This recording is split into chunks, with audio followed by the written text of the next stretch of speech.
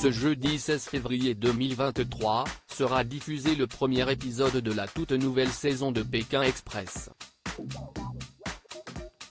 Stéphane Rothenberg était invité sur le plateau de Buzz Télévision, ce mercredi 15 février, et a fait des révélations pour le moins choquantes sur les coulisses du tournage.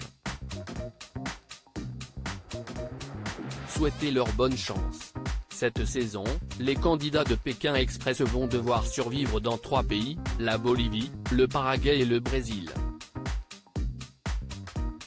Les fans de l'émission ont hâte de découvrir dès demain les aventures de Stéphane Rothenberg et de sa nouvelle équipe, en Amérique du Sud.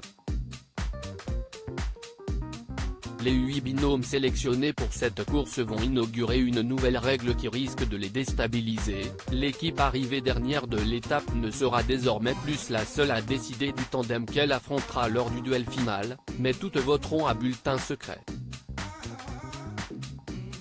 On a hâte de rencontrer les nouveaux candidats, d'autant que les conditions du tournage de cette saison ont été pour le moins extrêmes.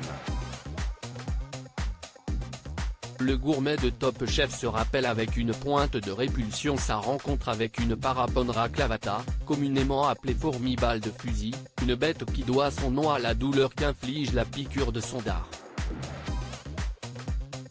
Si est la pire expérience que j'ai dû endurer car sa mort, si est très agressif, et il n'y a pas de remède, s'est-il souvenu sur RTL. Invité du plateau de Buzz Télévision, il en dit plus sur les coulisses du tournage, qui ont été éprouvantes.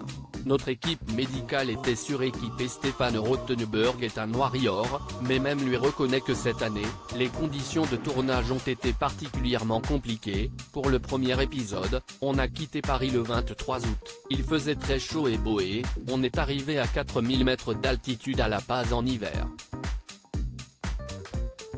Il faisait froid. Les candidats se sont baignés dans le lac Titicaca à 6 degrés, ils ont été saisis, commence-t-il à raconter, avant de rassurer les journalistes en leur apprenant qu'une batterie de tests médicaux sont réalisés au préalable sur les participants. Le présentateur révèle qu'il devait porter en permanence une bonbonne à oxygène, au cas où, on avait tous ça dans la voiture au cas où, car on avait souvent mal au crâne. Notre équipe médicale était suréquipée par rapport au Paraguay et au Brésil. Une saison qui s'annonce chaude bouillante.